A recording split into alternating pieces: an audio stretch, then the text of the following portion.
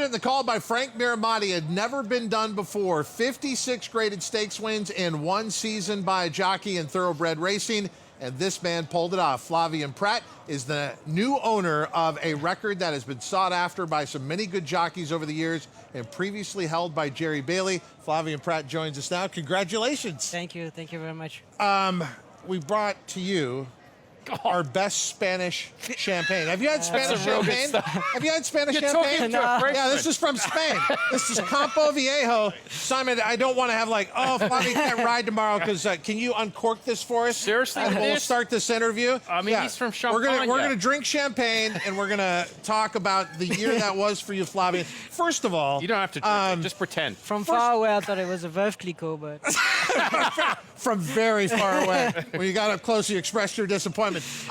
Look, when King of Gosford got that 56th win, I thought it was the perfect example of your decision-making and your considerable ability as a rider. We were all looking at the race going, wow, the lead is there to be taken. Obviously, you were looking at that too. And King of Gosford, the last time you were aboard this horse, you came from far back. But tell us about your thought process going into this record-setting race.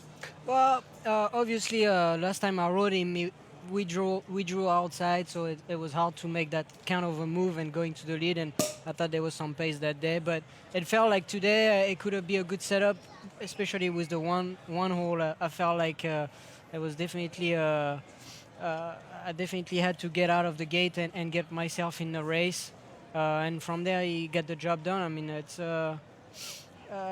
I'm glad it's something. It's a weight out of my shoulder, and but yeah, it's very special, especially here to win it here. It's special. But 56 times you had to make decisions like that, and you had to come through, and you had to win. At what point during the season did you and your agent think, we've got a chance at this record, and let's go for it? Because there was a point where you had to set it as a goal. It wasn't a goal at the beginning of the year, was it? No, I mean, obviously, you always hope for the best and try to do your best, but it's something that, no, it was not in my mind. But honestly, very late in the season, I thought after Saratoga, we had a great summer, obviously. And you set a record there for most yes, stakes wins in a meet? Yes, and honestly, I had more in my mind the stakes record, because I felt like it was the one at reach that could have been done. The graded stakes, I mean, we all know it's very hard to win graded stakes, and very late in the season it was then it become to be something that maybe it could be at reach. But what was always a plan, FLAVIEN, was shifting your tack back to the East Coast several years ago. That was always in the plan to end up where you are now and maybe challenge for an Eclipse Award, which looks very likely. That was always the plan, correct? Well, honestly, when I came to the States, I came from France, so it was a long way to here. And when I got here, I said, okay, I'm not going anywhere. And I was very pleased to be here. But there's a point I felt like, okay, I had obviously some opportunities on the East Coast, and it felt like if I had to do it, it was now. At the time, I had only one kid. She was very young, and I felt like, it's now or never. And I didn't want to be 15 years later and say, oh, I could have done it, or I could have tried. So I was like, at least I'll give myself a chance, and if it doesn't go my way, then we'll regroup. But yeah, it was something that, I thought it was the right time to. And now your schedule's set here in the winter, East Coast in the summer, Yeah. So before we surprised you with champagne from Spain, we played a video for you after you set the record from the man who previously held it, Jerry Bailey. Mm-hmm.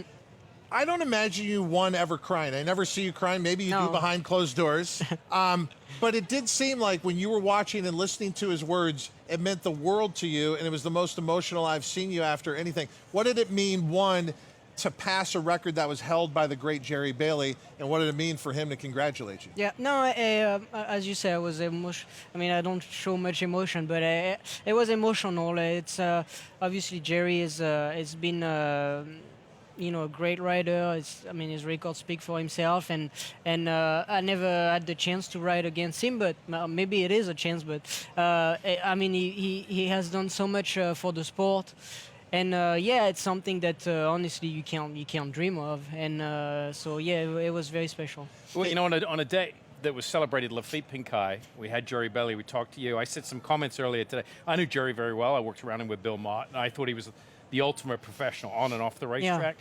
I don't know you as well personally, just professionally, but you seem to have, you know, just a great attitude away from the racetrack. It's all business and very focused, and I think that's a tremendous testament to you and why you've achieved this success. How hard is it for people that don't really understand the daily grind and the battle of what you guys go through? They come out here, they see you get on a horse for 2 minutes, get on a plane, and it looks all great. Yeah. But it's a lot of hard work, correct? No, it's a lot of hard work. I've got the chance to have great support around me, my family.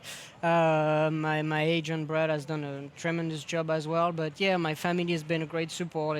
It's obviously a long days and weeks away from them, and you know, you go from one airport to the other, and it's a lot of sacrifice. Obviously, it's something that I dream of, to be in this position, and it's something that I really enjoy. It's a bit more difficult for the the family and close friends, but I'm very fortunate that they understand and they support me fully. So yeah. We've had the privilege of watching you here when we were TVG and now FanDuel TV essentially grow up as a rider. We knew you as an apprentice. We knew you when you were first in the country. We knew when you suffered a serious injury and had to make a comeback. We've been here for it all. Your family obviously is your rock, is your cornerstone, but professionally, nobody gets anywhere without some help along the way. Who are some of the names that come to mind when you get to this milestone? Well, there's a lot of names, and I don't want to miss anybody. But obviously, the first time I came in this country, I was galloping horses for Leonard Powell. And then I did it again with Mr. Mandela, who's obviously have been a great support of me as soon as I got here. And yeah, Phil has been a great support as well. Obviously Chad Brown on the East Coast and a lot of trainers on the East Coast as well. My agent has done a great job as well, as well as my previous agent as well. So no, it's like you said, you don't get here by yourself. It's obviously a lot of people behind me that supported me and grind with me. Yeah. Well, thank you for letting us be on this journey. I wish we had better than champagne from Spain. Congratulations to the all-time winningest rider in a single season for stakes and graded stakes. This man right here, FLAVIEN Prat, joining us on FanDuel TV. You.